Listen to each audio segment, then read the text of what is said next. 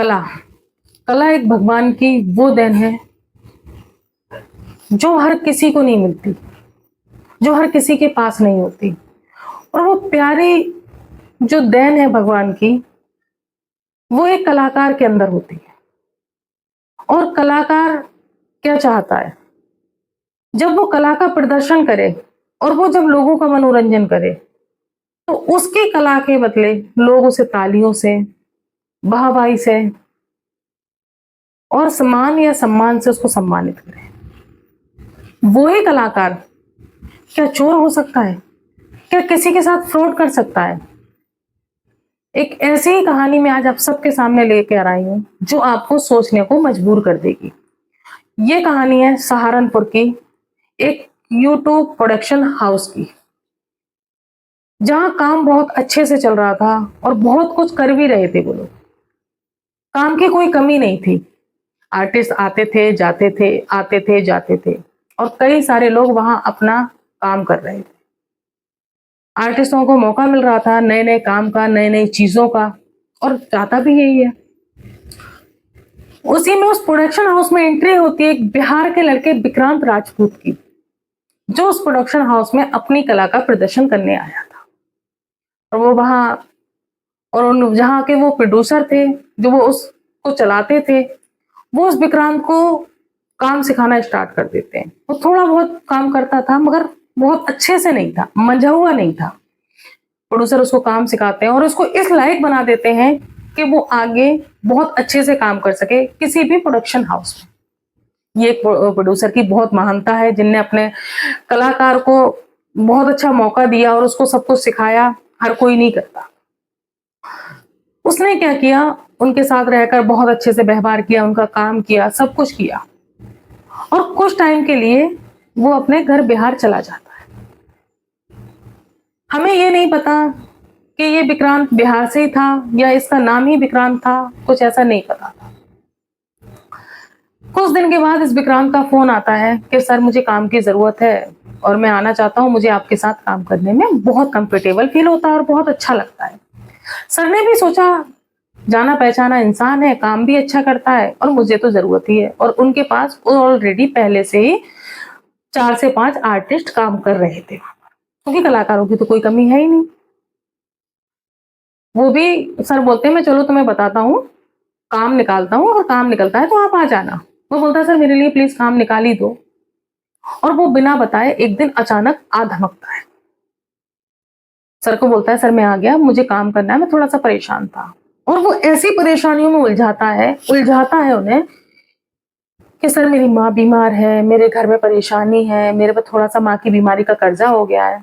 और वो प्रोड्यूसर बेचारे उनकी बातों में आ जाते हैं और वो कहता है कि सर मैं आपके पास काफी टाइम से काम कर रहा हूँ, तो आप मुझे, मैं जिस काम आप मुझे बताएंगे वो मैं काम कर लूंगा, आप मुझे इसका पहले कुछ एडवांस दे दो। प्रोड्यूसर भी सोचते हैं ठीक है, बंदा पहले काम करके गया हुआ है और मुझे तो काम कराना ही है, बाद में देना या पहले देना। मगर अक्सर ऐसा हर जगह नहीं होता। पहले हम काम करते हैं, उसके बाद हमें पैसा मिलता है। मगर मजबूरी में हमारे प्रोड्यूसर डायरेक्टर ये हेल्प कर देते हैं, और उन प्रोड्यूसर ने भी ऐसा ही किया। उसको 20,000 रुपए एडवांस दिए और वो साथ में रहने लगा। उनकी शूटिंग चली, वो लोग एक होटल में शूट के लिए गए, काफी अच्छा शूट हुआ। कई आर्टिस्ट थे साथ में, कई कलाकारों ने बढ़ बढ़ के एक से बढ़कर एक प्रदर्शन किया, काम किया। ये सब चीज हुआ, और वो सब चीज होने के बाद वो होटल से फिर सहारनपुर आ गए। और प्रोडक्शन हाउस में तो आपको पता है कि हर चीज होती है, लैपटॉप होते हैं, बड़े बड़े कैमरे होते हैं, हर एक चीज होती है, क्योंकि चलता भी उसी से ही है। प्रोड्यूसर बेचारे इतना भरोसा करते थे कि उन्होंने अपने फ्लैट में ही उसको रख रखा था, और सारा सामान भी उनका प्रोडक्शन हाउस भी वहीं से चलता था, क्योंकि काफी बड़ा फ्लैट था, सब कुछ उसी से चल रहा था उनका। वो रहता है तो जो कलाकार आए हुए थे, तो वो बोले कि सर आप हमें वहां तक रेलवे स्टेशन तक ड्रॉप कर दो। भाई एक प्रोड्यूसर का, डायरेक्टर का होता है कि अगर कोई कलाकार आया है तो उसको पिक एंड ड्रॉप कर देते हैं, बाकी तो वो गाड़ियां भेज देते हैं। वरना कभी कभी लोग अपना समझ के ऐसा भी करते हैं। उन्होंने बोला ठीक है मैं आपको छोड़ देता हूँ। अब जिस पे हम भरोसा करते थे तो हमें तो उस पर शक होगा ही नहीं, वो उसको वहीं छोड़कर चले गए। बोले मैं आता हूँ, आप जब तक थोड़ा सा कुछ अगर काम है तो वो कर लो या आराम कर लो। वो कलाकारों को जब छोड़कर आए तो घर में एकदम अंधेरा था। उन्हें समझ में नहीं आ रहा था कि ये जब विक्रांत अंदर है तो अंधेरा क्यों है। जब उनने आकर अंदर आवाज लगाई, विक्रांत विक्रांत विक्रांत, विक्रांत ने कोई भी आवाज का रिस्पॉन्स नहीं दिया, क्योंकि विक्रांत वहां था ही नहीं। वो अपने काम को अंजाम दे के जा चुका था। क्या एक कलाकार ऐसा भी कर सकता था, या एक प्रोड्यूसर का भरोसा भी तोड़ सकता था? उन्होंने सोचा शायद सो गया होगा, लाइट चेक करता हूँ। उन्होंने मोबाइल की टॉर्च चलाकर लाइट को देखना स्टार्ट किया। वो जहां भी लाइट ऑन कर रहे हैं, लाइट ऑन हो ही नहीं रही, किसी भी चीज की लाइट ऑन नहीं हुई। जब उनने बहुत कुछ किसी लाइट की रोशनी से, टॉर्च से, जैसे भी उन्हें देखा, तो उन्हें दिखाई दिया कि सारी स्विचों के वायरिंग टूटी हुई है, और स्विच भी कभी कहीं कहीं कहीं कुछ कुछ स्विच टूटे हुए हैं। लाइट आएगी कहाँ से? एकदम से वो घबरा गए कि ये सब हुआ कैसे। जब वो अपने जिस रूम में वो शूट करते थे, जिस रूम में उनका सामान हुआ करता था, जिस रूम में उन्होंने स्टूडियो बना रखा था, जब वो उसके अंदर जाते हैं तो वहां सब बिखरा हुआ होता है। ना ही तो उनके कैमरे होते हैं और ना ही उनका लैपटॉप, वहां कुछ भी नहीं था। सब कुछ बिखरा हुआ था और सारा जो उनका प्रोडक्शन हाउस का सामान था वो भर के जा चुका था।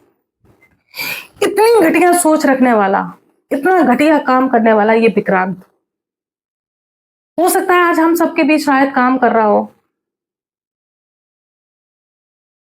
मगर ये सर देखकर बिल्कुल चुपचाप बैठ गए, क्योंकि वो तो लुट चुके थे। प्रोडक्शन हाउस चलते ही उन चीजों से है। बेचारे वो क्या करते, पुलिस में कंप्लेंट की। पुलिस ने बोला कि आप उनका कोई आधार कार्ड या आपके पास कोई आईडी प्रूफ होगा, वो आप हमें ला के दो। सिर्फ एक उसका फोटो था। जब वो आधार कार्ड उनके पास था ही नहीं, क्योंकि उनने लिया ही नहीं था, क्योंकि वो पहले से काम कर रहा था, तो आधार कार्ड की जरूरत क्या होती। कई बार प्रोडक्शन हाउस हमारे नहीं लेते, हमारी आइडिया नहीं लेते। जब हम कहीं बाहर शूट पे जा रहे होते हैं तो शायद हमारी आइडियो की जरूरत पड़े। फिर सर को ध्यान आया कि यार हमने तो शूट किया हुआ था और हम होटल में रुके हुए थे, शायद वहां इसकी आईडी लगी होगी, क्योंकि वहां 8 से 10 लोगों को ग्रुप शूट के लिए गया हुआ था। सर ने बोला ठीक है सर, हम एक जगह, पुलिस से बोला कि हम एक जगह होटल में रुके थे सर, मैं वहां आधार कार्ड होगा, मैं आपको ला कर देता हूँ। वो बेचारे भागे भागे परेशान, जिसके सब कुछ लुट गया हो, जिसका रोजी रोटी उसी से चलती हो, उसकी रोजी रोटी भी खत्म होने की नौबत पे आ गई हो, वो होटल गए। उन्होंने होटल वाले से कहा कि ऐसे ऐसे हम लोग रुके हुए थे और आप मुझे विक्रांत नाम की कोई आईडी दे दो। होटल वाले ने बोला सर चेक करके बताता हूँ। जब उसने चेक किया तो विक्रांत नाम की कोई आईडी थी ही नहीं, और उसमें वो एक आईडी ही कम थी, बाकी सारी आईडी प्रॉपर थी। जो 10 से 12 लोग थे उनमें सिर्फ एक ही आईडी कम निकली। तो होटल वाले से सवाल और जवाब किए गए कि तुमने उसकी आईडी क्यों नहीं ली। तो होटल वाले ने कहा सर आप 10-12 लोग थे, तो जितनों की आईडी आ गई हमने ले लिया, एक आध आईडी अगर कम होती तो हम एडजस्ट कर देते हैं, और आपका तो ग्रुप शूट के लिए आया हुआ था। ये भी बात ठीक है। बेचारे वो मायूस होकर वहां से भी आ गए, और अभी तक ये नहीं पता कि इस विक्रांत ने जो अपना बिहार बताया था वो बिहार से था ही या नहीं था।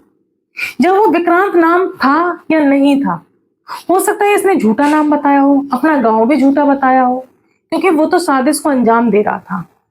और मैं चाहती हूँ कि जो मेरे प्रोडक्शन हाउस वाले, जो मेरी बहनें, जो मेरी माएं, जो मेरे भाई जो देख रहे हैं इस वीडियो को, वो होशियार हो जाए। कभी भी किसी पर आंख बंद करके भरोसा ना करें। ये उस प्रोड्यूसर का आंख बंद करके भरोसा करने का कारण बना, तो कभी किसी पे इतना भरोसा ना करें।